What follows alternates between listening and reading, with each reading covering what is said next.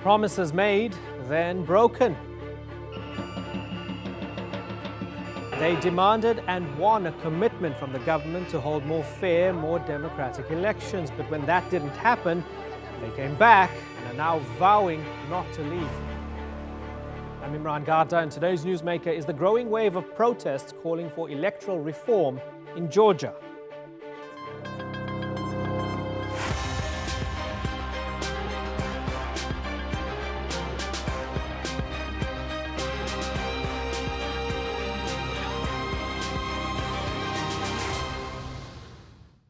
When crowds began gathering outside Georgia's legislature last week for both politicians and protesters alike, the scene must have felt like deja vu. It was just 5 months ago that people gathered there in anger, upset that a Russian MP was addressing parliament.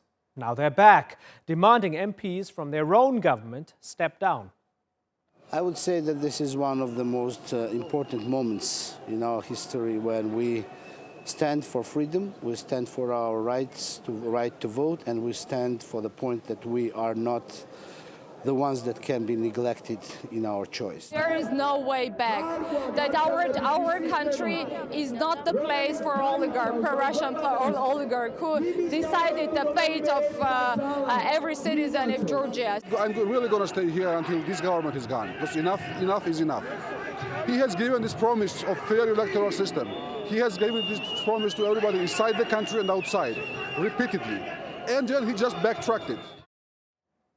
The person accused of backtracking is oligarch Bidzina Ivanishvili. He's no longer the prime minister, but he still leads the ruling party, Georgian Dream. His $5 billion fortune is half of Georgia's GDP, and many say he still controls the country from behind the scenes. He's seen as part of a larger problem, one that also has police and judges serving the interests of the ruling party and not the people.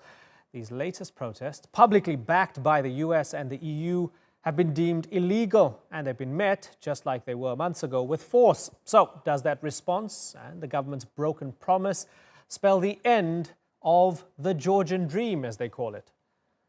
Well, joining me now in Washington, D.C. is Temuri Yakubashvili. He was Georgia's ambassador to the United States, but resigned in 2012 after the Georgian Dream Party under Bidzina Ivanishvili came to power.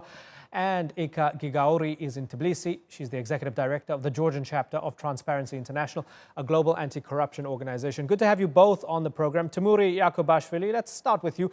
Did the government blatantly lie to the people, or is it just very difficult to introduce those electoral reforms right now? Hello, first of all. I don't think that government lied. Who lied to public was Bidzina Ivanishvili, the informal leader of the government, and it was up to the parliament to adopt that decision. And we've seen the circus that they staged in the parliament. And avoided that decision, though they themselves widely advertised that they are going to do it. They did it on the UN, they did it in the US, in Europe, in any other countries around Georgia. Temuri, was the system broken even when you were serving as an ambassador? Did everybody know that the system needed to be reformed at some point in time? Actually, the reform started when I was in the government, when I was ambassador, because these changes started to appear during our time, and we were the ones who initiated a lot of changes, but it was stretched in time. So could we accelerate it? Probably yes, probably not. Nobody knows. But nevertheless, what is important now that today what is happening in Georgia is not only a political crisis, but it's a crisis of politics, because what the reality on the ground is that in one hand you have a Georgian Dream Party, which is deserted and defected by most of the more or less credible politicians, and on the other hand you have entire political spectrum, parties with a completely opposite political platforms, ideology or methodology or political path, standing together against one person and his political so-called establishment. On top of that, any credible civil society organization is standing with an opposition.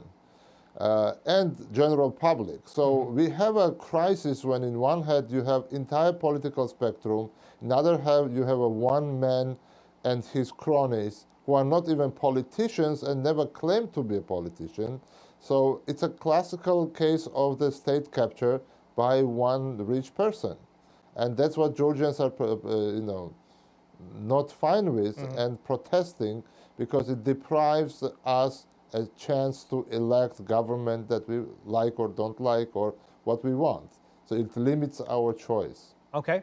Timuri mentioned credible civil society organizations. Eka Gigauri represents a credible international organization that does a lot of good work and holds to account a lot of people around the world in a lot of countries. When you view these protests, are the protesters completely in the right here? Have they correctly diagnosed the problem? First of all, thank you for having me. I think that yes, I think that this is honest protest of Georgian public, and there are not only politicians or the civil society activists, like the general public. We all request the fair electoral system, and this is, I would say, more about the Euro-Atlantic future of our country, because we think that only with the the fair and democratic electoral system, it is possible to really have the strong government, strong parliament, and this parliament will conduct the effective scrutiny of the executive branch. And what we don't have in this country is that we don't have the effective checks and balances system, and we have this oligarch, as you have mentioned. He is the informal governor of our country. His like private bodyguard is the Minister of Internal Affairs. His private doctor is the Minister of Healthcare. His assistant is the Minister of Infrastructure Development, and all these kind of things we are observing in the country. And I think that Georgian public does not deserve such things, because we are mature enough to really have the mature political process, change the government through the elections, but it is impossible really with such unfair and not democratic electoral system. Yeah, and just to give complete clarity as to the process of putting together this program, we've spent a few days preparing for this, and it's been very difficult getting anyone close to Bidzina Ivanishvili, anyone close to Georgian Dream, anyone close to the state at all to talk to us. A lot of the time, we didn't even get a response. And we tried right up until about an hour ago to get a voice from the other side to explain the position of the government or the ruling party, and we could not. And that's unfortunate. But be that as it may, let's go back to the former ambassador. Mr. Ambassador, when we look at the numbers, the ruling party gets 77% of the seats in parliament after only getting 49% of the vote. Is it about just that, or is it about far more than that? It's far more than that, because recent opinion polls conducted by the International Republican Institute indicates that none of the political party can win the majority in the parliament, even a simple majority. And on top of that, the ruling party has 20-something%. So in Georgia's reality, 20-something% for ruling party basically means that all their support is administrative resources. In practice, it means that they have zero support. And opposition combined has much more than ruling party. Now, why I say that it's a crisis of politics? Because if Ivanishvili would be a politician, like Saakashvili or many others, for a politician, losing election is not a game over. You can rebound, you can try, it's not guaranteed, obviously, but it's a political fight, it's a political life. For Ivanishvili, losing election is a zero-sum game.